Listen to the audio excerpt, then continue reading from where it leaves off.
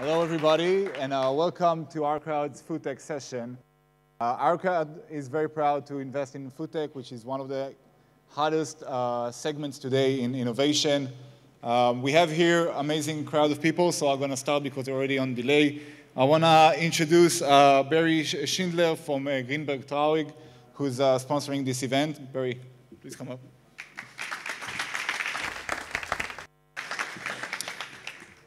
Tang beverage, Taster's Choice coffee, Lipton decaffeinated tea, Bird's Eye frozen IQF vegetables. What do all these things have in common?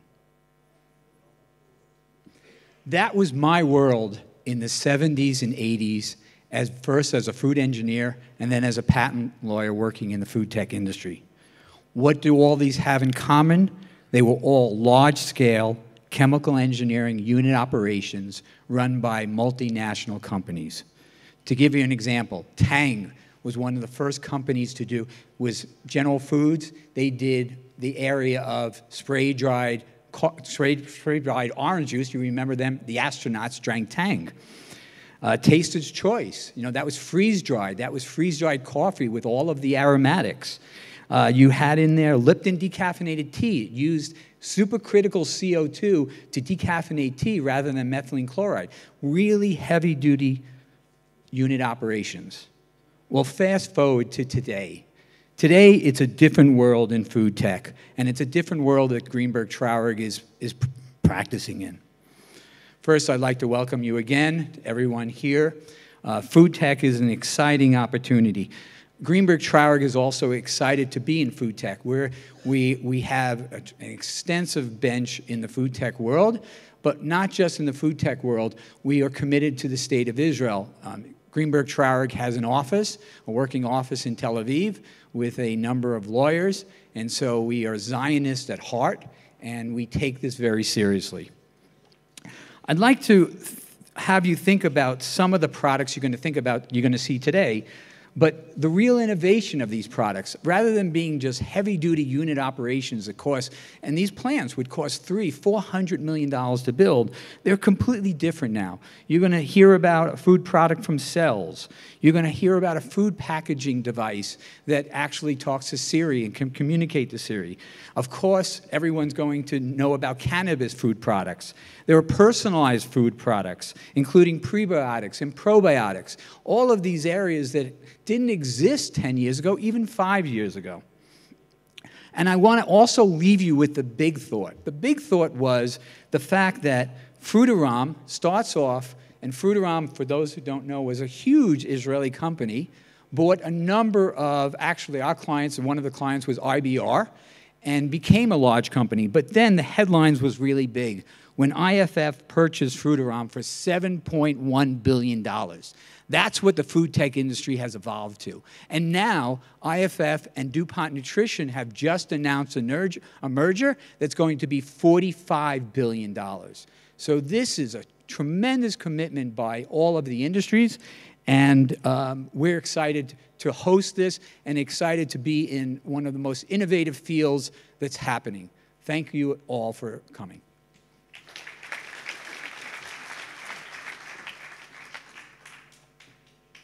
Thank you, Barry, for this great introduction. Next, I want to invite my dear friend, the CTO of First Star, Tammy Meron. Please welcome us.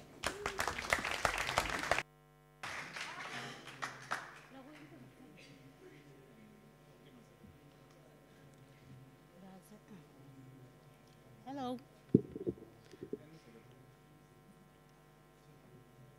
No present. Oh. Can we have the presentation?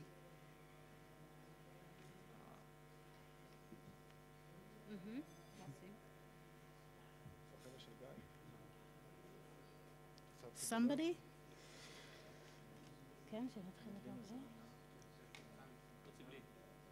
Okay, so you will have to believe me that I did prepare a presentation. So I'm Dr. Tammy Meiron, the CTO of Fresh Start Food Tech Incubator. Good.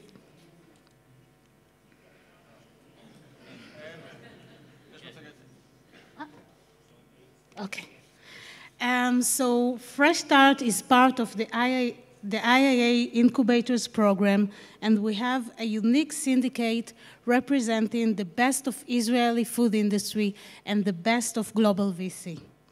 Our incubator is intended to support more than 40 startups from very early stage, helping them to reach funding highly prepared to present a lucrative investment opportunity.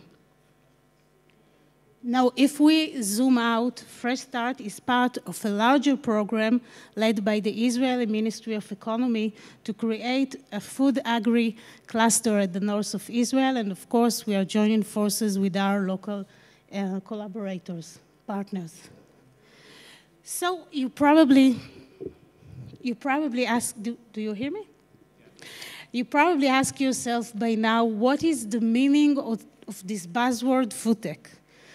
Due to time limit, I will try to cover most topics and keep it simple. The world population is expected to reach 10 billion by 2050. The way that we grow and process our raw materials today is not effective.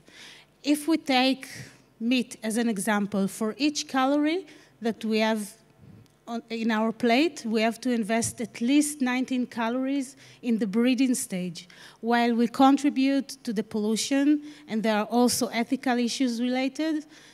And we can add to that the climate is changing and water and land resources are reducing. So we definitely have to find better ways to feed the world. Very promising technologies that are being developed today includes plant-based proteins, cultured meat, and of course, fermentation-based proteins. Packaging. Well, the food industry is responsible for 50% of plastic use.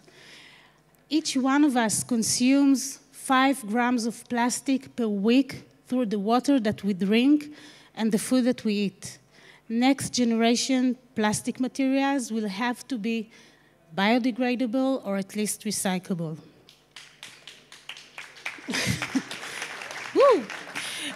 Personalized nutrition refers to tailored nutritional recommendation aiming to promote and maintain our health.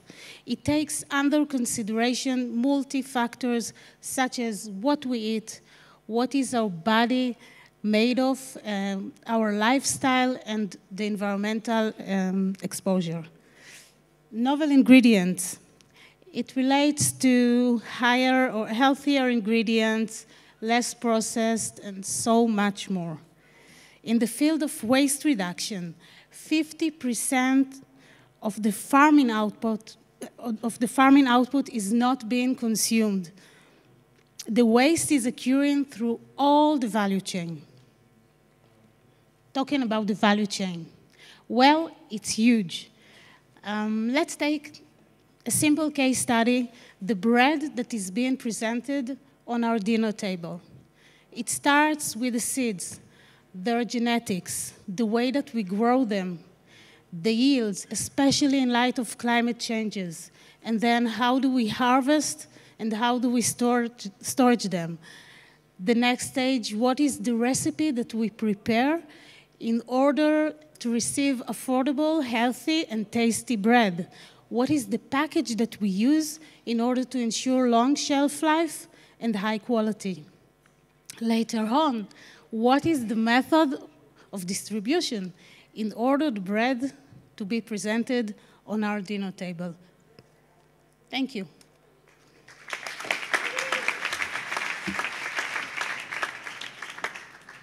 Thank you, Tammy. That was great. So as you heard, the food tech and the food industry in the world suffers from a lot of challenges. So we're going to hear now firsthand from some of the leading food manufacturers in Israel and CPG companies.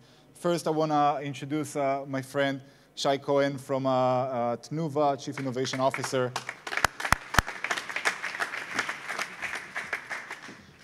Good morning, food tech ecosystem. It's great to see you all here. It's a full house, huh? So we are extremely excited to be here this morning and to share with you our perspective on the food tech global ecosystem. And before that, I want to take a quick dive of our capabilities from people overseas, because I'm not sure that everybody knows us. So we are the largest vertically integrated Israeli food manufacturers with the broadest range of products, but we are also the largest kosher food manufacturer in the world. If we take a quick dive on our numbers, you can see that we are doing food tech every day, processing 900 million liters of milk, delivering 7 million products a day. Think about it, 7 million products a day, every day. And I don't know if everybody knows that, we are leading the dairy substitute segments in Israel with 51% market share. With our iconic brands, we are on every meal, in every home in Israel. We are quite familiar. But we understood that being a local giant is not enough. It's not sufficient. And when we consolidated, sorry? Just a minute. No. Being a local giant is not enough. And it's not sufficient. And if we want to be a global leader in the food tech ecosystem, we need to be part of the global startups area. And when we, and in this area, our controlling shareholder, the second largest food manufacturer in China, has a significant role in our offering. So when our management consolidated our expansion strategy, we saw two main drivers: mergers and acquisitions, and commercializing applicable innovative in the world. This is part of our journey. And this is exactly what we are seeking. We are seeking our combination between a local giant, global partners, and innovation, quick and efficient. Thank you very much, everybody.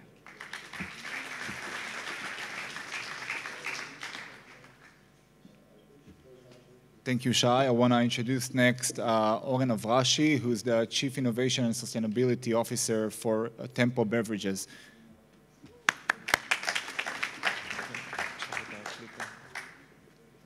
Thank you. So, why would a beverage company dive into the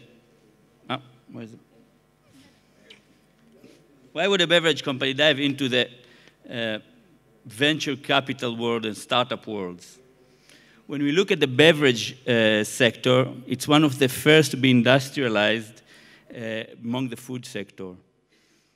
Brands like Pepsi, Heineken, Chivas Regal, San Pellegrino, and others have been around since the 19th century. Production methods haven't changed much in the second half of the 20th century. In fact, PET bottles and artificial sweeteners were the major disruptive innovations, and both happened or commercialized during the 80s. So, in the last decades, we see that the pace of change or the pace of innovation is growing. If you look at the big soft drink categories, we see that they declined double-digit figures, while water became the largest category. If we look at the beer business, the big giants, while they were busy, they knew who their competition was. While they were busy fighting their competition, other big giants, they neglected to see that new entrants came, regional players that created the craft beer segment that has been growing in a triple-digit figure and became or got to a double-digit market share of the beer category. The pace of change, it keeps accelerating all the time. Keeps accelerating all the time. In fact, disruption has created the perfect storm. All these factors that you see coming now have the potential to be disruptive on their own. Each one of them has a potential to be disruptive on their own. Each of them is a major innovation factor that can change age-old business models and centuries-old eating habits. When they all strike together, innovation is the only sustainable survival strategy.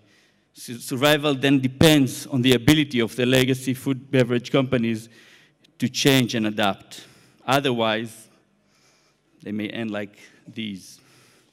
So Tempo's core strength is producing, marketing, distributing beverages. We understand the market. We understand the route to market. And we have huge partners. We serve as a link to our partners, Heineken, PepsiCo, Nestle Waters, Pernod Ricard. But we are not good at raising money and investing in startups. OurCrowd, on the other end, is. They are best at raising money. They are best at investing in early-stage technologies. So together with our partners at Tnuva and Finistere Ventures, we formed a supergroup that applied the IIA's tender to create Fresh Start, which hopefully would be the best at identifying, nurturing, and growing the next generation food innovation. Thank you.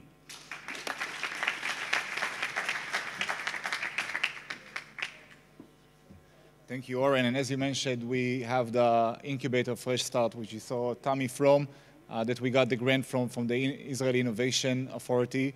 So next I want to present Gil Meirovich, who's a venture partner at Finistere Ventures, one of the leading agricultural VCs in the world. Thank you. Toda. Yeah, the slides are here. Screen. So we were tasked with answering the question, how can you feed the world without killing it? It's a big question. Venture capital firms take normally a more narrow view of things. Just a second, will this work? But let me tell you first about Finistere. So Finistere Ventures is a California-based fund, but we have global operations, and we've been active in food and ag tech since 2006. And we have operations in the US, in Europe, in Israel, and in New Zealand.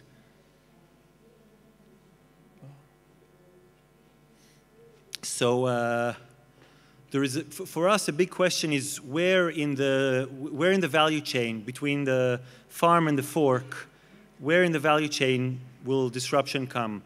And we see this as a pincer move that is disrupting the supply chain. So from the right-hand side, you see the consumer preference. So the consumers want fresh, they want high quality, they want it online, they want it right now. And from the other side, we see the technology. So new chemistry, new biology, a lot of data is coming into play, and that's putting a lot of pressure on the supply chain. And as the cost of technology is reduced, we see accelerated change along the chain. So from the genetics and the chemistry all the way to the food itself. The drivers behind it really is, as we look at it from our investment thesis, is the data and the cost of technology. So whereas in the past you couldn't do genetic analysis, storage costs money, software costs money, data was more difficult to handle. And as the cost reduces, we see a lot more disruption. And you can see on the right-hand side are some of the areas we're looking at. In the blue circle, you see a lot of the food technologies that we're looking at. You've seen from my colleagues. And in the orange circle, you see some of the ag tech. But what's really underlying it are three things. productivity. You want to increase productivity, and that was always there. And then in recent years, we started to see not just productivity. We need quality. You can't just produce more.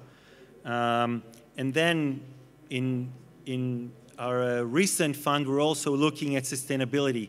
Because this supply chain is so heavily impacted by climate change and by sustainability. So these three pillars really underline where we invest and where we see disruption coming. So, so that's just to complete. In Finistere, we see this innovation coming on a global platform, and that's why you should have seen a map here. For some reason, I don't see it. But you see from North America through Ireland, Israel, and Australia and New Zealand, where a lot of money is invested to improve our food supply chain, and we like to leverage that, and that's also why we've partnered with these great partners that you've heard earlier in Fresh Start. So thank you very much. I look forward to listening to the panel now.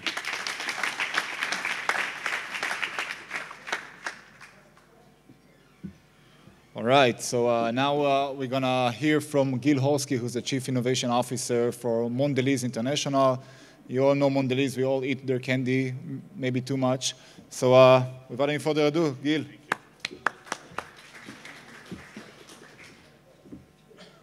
First of all, does this work? Yeah. Works? Okay. Thank you for promoting me. I'm not a Chief Innovation Officer yet, but I appreciate that.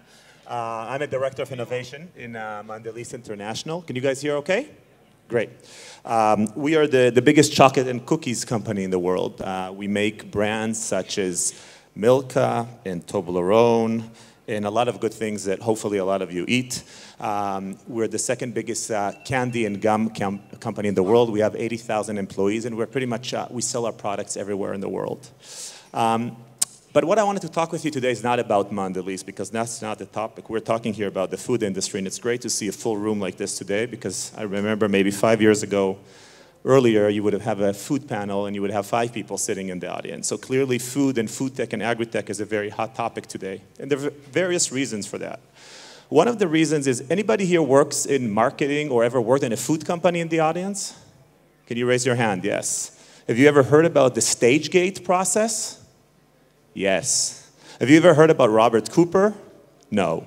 Okay. So the stage gate process is the innovation process that the food industry, and actually most of the consumer packaged good industry, has been using since 1986 by a Canadian professor called Robert Cooper. We have a whole conference here for 2 days talking about how the world is changing, but for some reason our industry is still using a model that was developed in 1986. Till today, by the way, the entire industry. So clearly things need to change. That model is not relevant for today. And I think the second piece is like this cartoon shows. I think we've all been in these sessions, whoever worked in the industry, that you actually have these sessions. Everybody says, we need innovation. Innovation is great. Innovation is great. Let's do it. But you know what? Let's pick the idea that has the least risk and keep things as close as possible to what we have today. And that's really one of the big challenges that the industry has been facing in the last few years, how to break this model of innovation and to become much more innovative, even within the larger big companies like ourselves and some of our peer companies that presented here earlier. So what have we done in Mondelez International? We came to the same conclusion, and we reached the conclusion that if we really want to do disruptive innovation, and if we look at the marketplace, we actually see that most of the growth, we are in the snacking category. Snacking is big, by the way, $5 trillion. When you eat a banana at 10 a.m., that's a snack.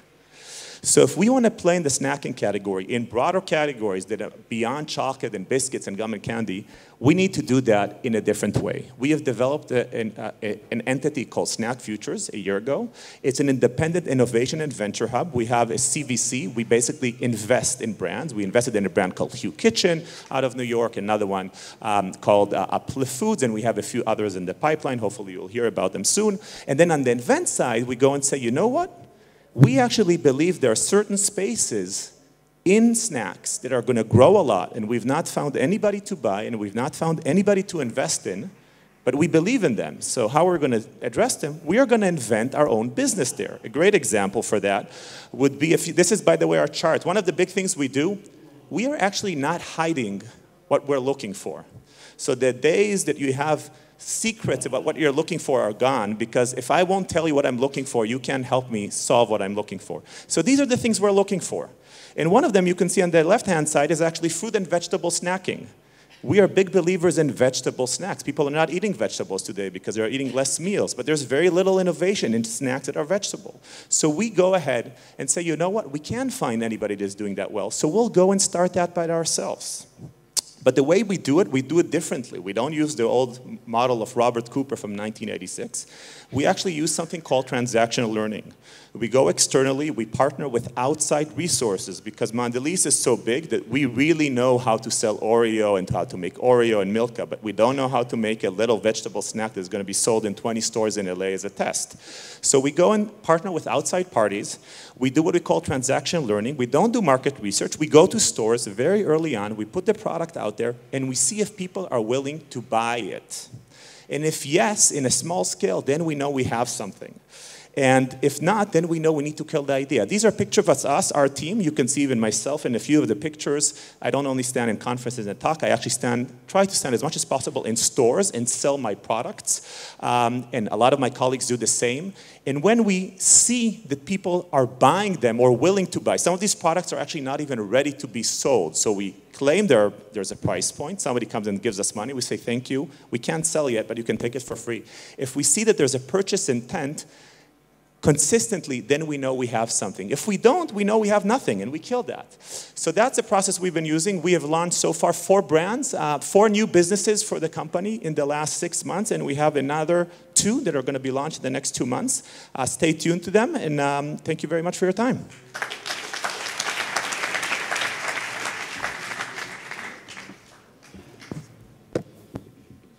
Thank you very much, Gil. So now I would like to move to our second part of the session today, which is a panel. Panel comprised of startups and a non-profit organization. Everybody have amazing insights into the world of food tech and the latest innovation. I would like to order the speakers to the stage, so I'm going to do it by name, each one. First will be Lapidot, the CEO of Silo, a food tech startup that seeks to redefine how consumers manage and experience their food intake and their kitchens.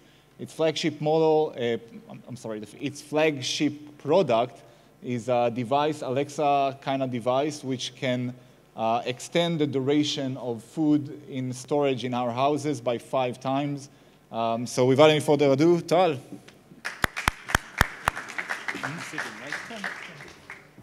All right. Next we have Assaf Carmi. Assaf is the CEO of Consumer Physics, another OurCrowd portfolio company. Consumer Physics has developed SIO, which is a spectrometry device which collects the makeup of things that we pointed at. It's very crucial for the supply chain of food, for food itself, that we know what we're eating, what we are dealing with. So Assaf, please take the stage. Next, I have Didier Toubia, who's the CEO of Aleph Farms. Aleph Farms are growing real meat in a lab using cell cultivation, some really cutting-edge technologies. Next, we have Cooperhouse, the CEO of BlueNalu. BlueNalu is a company from San Diego who are creating fish meat in labs, same technology of cell cultivation. Very, very exciting speakers. And last but not least, we have Nir Goldstein, who's the CEO of the Israeli branch for the Good Food Institute, a non-profit organization that promotes alternative and research and knowledge for investors like us, for investors like yourself in this industry. All right, so I'll take the stage and I'll sit down.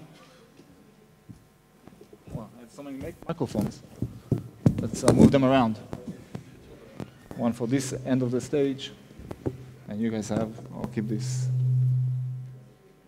All right.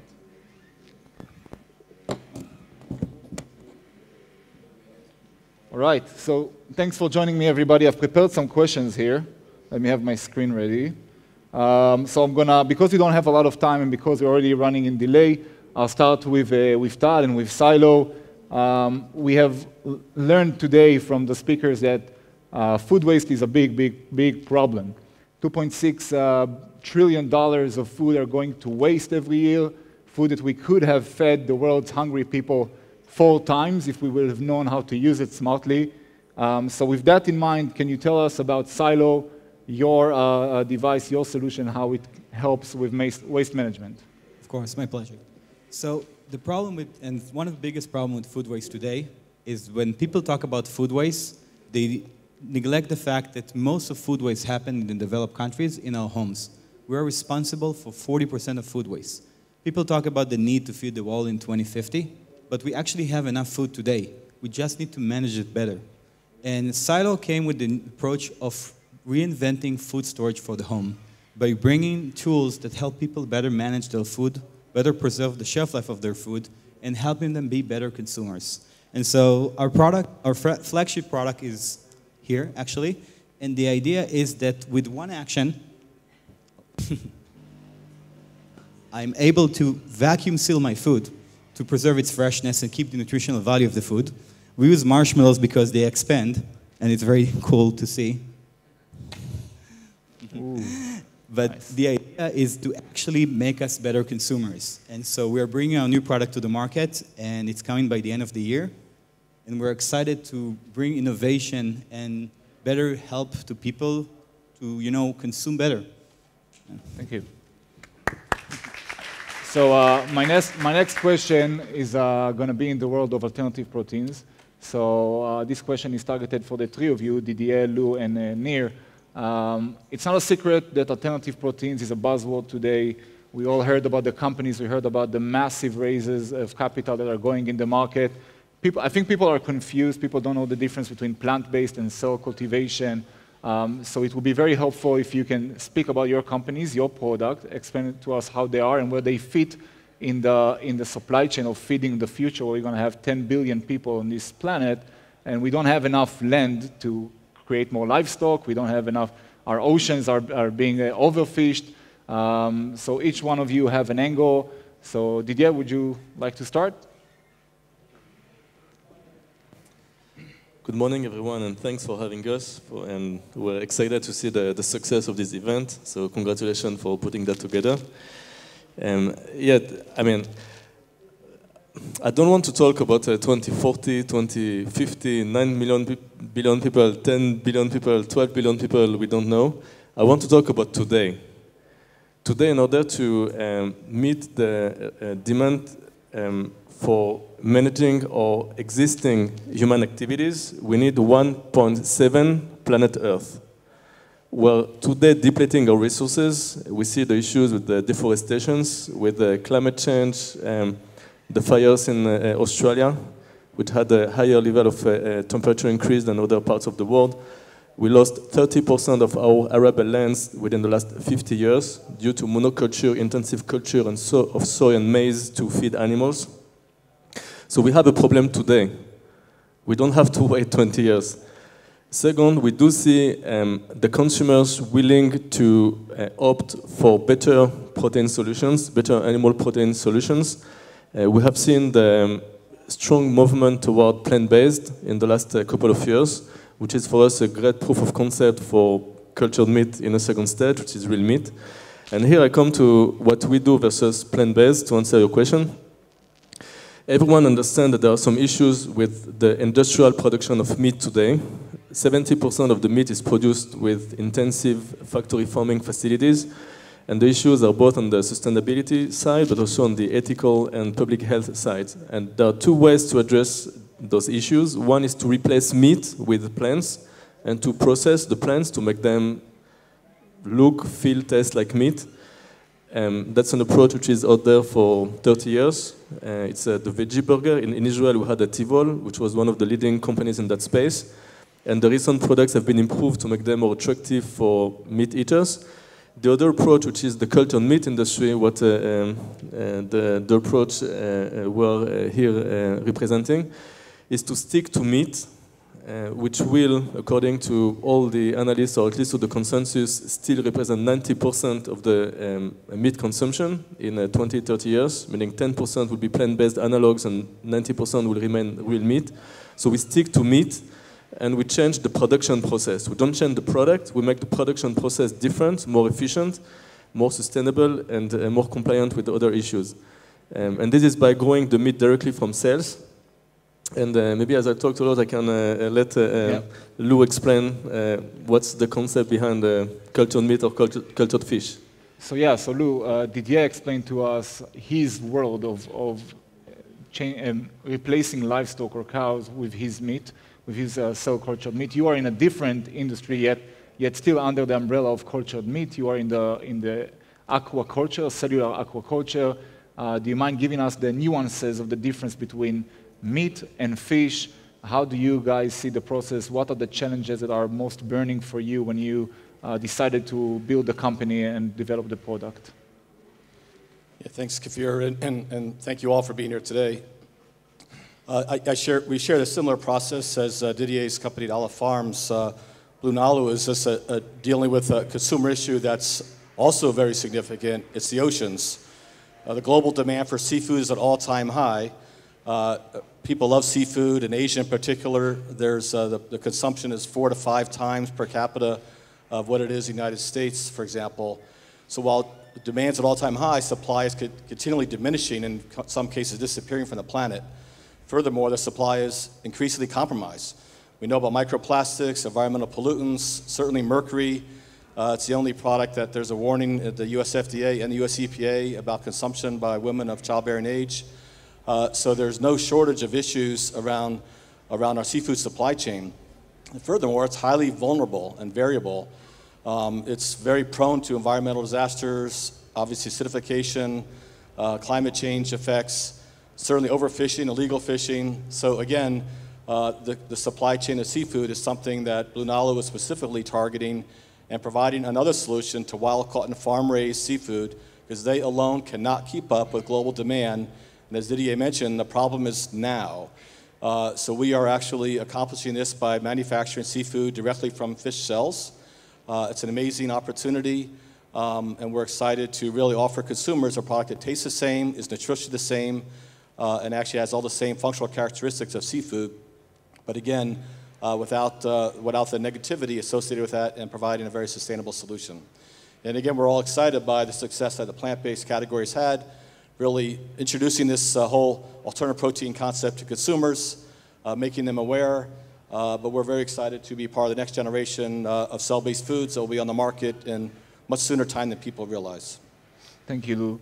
So Neil, to you, I'll ask the question. Your organization, the Good Food Institute, is kind of the hub right now in this world of alternative proteins. You supply knowledge and research and industry insights to many factors in the ecosystem of investors, startups, multinational corporations.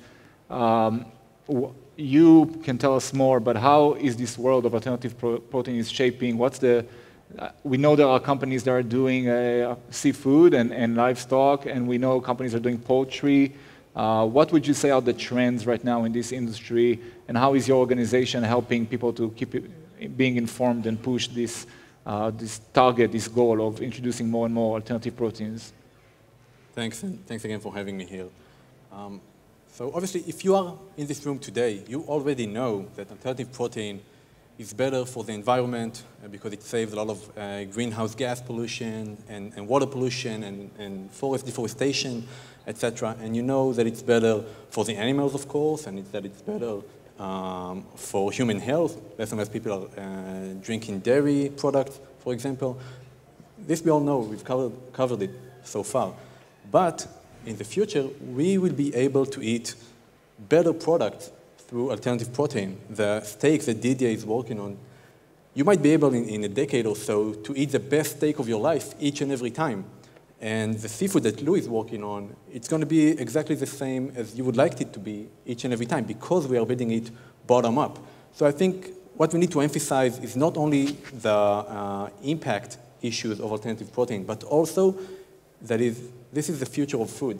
If you are investors in this room and you want to be a part of this global food revolution, please do come and talk to us at GFI. You can find more and more information on gfi.org and contact us directly. The services we provide, we can allow you to get deal flow very early on. It's very hard nowadays. Everybody wants to be inside food tech, and inside food tech, the strongest trend right now is alternative protein. How do you find the best investment Well, this is when we come into play, and we have knowledge across all of the Israeli academics and worldwide. We work with entrepreneurs, with big food companies. It's definitely a hot trend, and now is a very good time to get into it. So yeah, contact us. Thank you, Neil.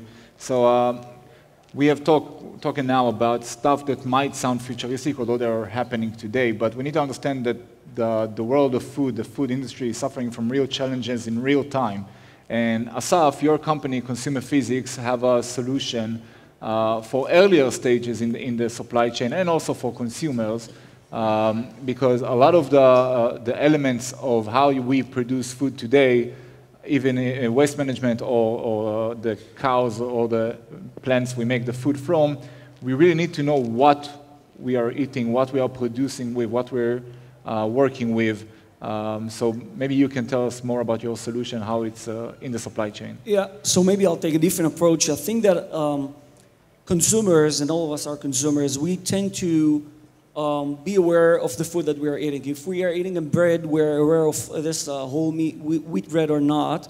It is important to us. You can rarely find consumers that are actually aware of the entire supply chain behind this, from the seed company through the grower, and then the grain elevators, aggregators, and food companies. They cannot be aware of this entire change. And this is on one hand. On the other hand, there is a feedback loop, because, for example, if consumers tend to consume more plant-based protein, this affects backwards the entire supply chain. So I think that where our technology is relevant is, well, I would say on two fronts. First, to make the entire supply chain more transparent, because the same technology can be used by the farmer to optimize farming methods, and also by the traders to monitor the quality of the product. And also, yes, at the end of the chain, the consumer, the person who eats the food, can tell the quality and what the food is made of. And on the other hand, having the supply chain more transparent may shorten or speed up the feedback loop between we need higher protein or soybean with higher protein, then how the entire supply chain should be adjusted to fulfill this new requirement from the consumer. Thank you, Assaf. So as this is an investor summit, I'll ask an investor question to the whole panel, and you can all feel free to answer. Agri-food, as we call it today, is very hyped. We hear about it all the time. We read it in the papers, on the blogs, everywhere. I would like to hear your thoughts. Is it justified? A. Is there a lot of noise in the system, as we say? And third, what do you think are the trends, the hot trends right now? And in the future, what will be the hotter trends firming up in the food tech industry? So feel free to answer if you want. Yeah, go ahead, Tal. Thank you. So I think that food is basically one of the next things that's going to be connected. And this is something important. We talked about, streamline our whole life. Look at media today, how Netflix and Hulu have changed, how consumers viewing television today. Basically, food is not connected at this stage, and we see this being connected to more and more posts for solutions such as Consumer Physics. We're trying to identify the quality of the food to better food, creating better food. But one of the things is that as we get better and better at tracking the food, that will create much better feedback loop that will help us, optimize our consumption. In general, this is one of the key things, because right now the optimization in this space is horrible. And if we can improve that, even by small fractions, that translates to a tremendous amount. You mentioned yourself, $1.6 trillion a year of food waste every year. Yeah. And so if you think about it, even small changes can have such a significant impact. Right. And I think that's why we see more and more investment in this space right now. Okay, great answer. We have a few more minutes left, so let's shoot them fast. I could add a couple of comments. One is I think we're all witnessing the most significant transformation of our food supply by far ever. It is such an attractive category, literally from farm to fork, from farm sensing technologies all the way through to home appliances and your home smart kitchen. In the middle, I'll just also reference the category that Didier and I are in this alternative protein space. A recent report by A.T. Kearney acknowledged that today, or by 2025, that plant-based meats will represent roughly 10% of global meat consumption, where cell-based will just be starting at 0%. But between 2025 and 2040, cell-based meats will grow at 41% annual growth rate, representing 35% global consumption of all meat supply by the year 2040, while plant-based will be roughly 35%, and traditional meats will be down to 40%. Conventional meats will become unconventional in the next 2 decades, and we're all going to be on the front end of it, and it's happening. So the global supply chain is clearly changing. Thank you. Assaf? I think that it is both. Yes, it is a trend, or there are trends like global warming, it's a trend. Fair trading is a trend. But some of the trends are real and here to stay. And even if at some point others, you know, there will be other trends, that's fine. I think that there is no question that food tech and agriculture are here to stay, because this is in the, you know, a basic need of every human being. And yes, trends will always affect this. All right, thank you. Idea? To your question, yes, I do believe that the size and the amplitude of the market is definitely justifying the amount of investments which is increasing in the food tech space. The meat industry, fish is the same size. Is today $1.2 trillion market, and that's huge. And the whole food tech and supply chain has a necessity to change. Meaning there is a feeling that there is an urgency to change. It's not nice to have; it has to happen. So the companies which can position themselves right into those changes and develop build the right position in the new order to be built up in the next few years can definitely gain significant values. I do agree that the food waste is important. Other trends important are health and nutrition, and we do put a lot of focus on those aspects. Lou as well, I know, and providing better solutions in terms of supply, less waste. Cultured meat and cultured fish can be produced anytime, anywhere. That's what we demonstrated with the International Space Station experiment we've performed last year. Yeah. Are solutions which will gain significant momentum in the next few years. Okay, thank you. Neil, you want to wrap it up? Sure. What an honor.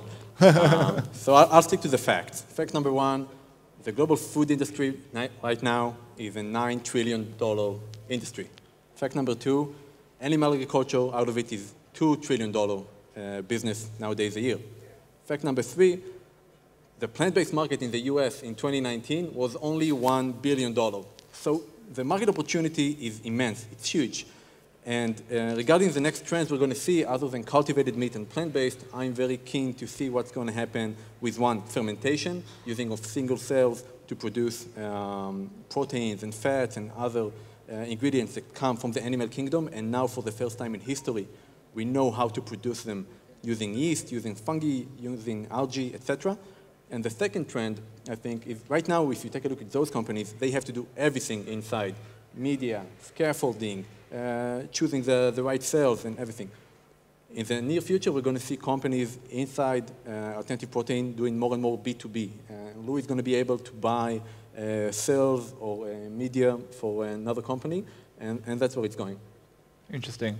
All right, so with that, we'll wrap it up. Food tech is prone to innovation. There's no way to keep it as it is. We can't allow ourselves as humankind to keep the food industry as it is.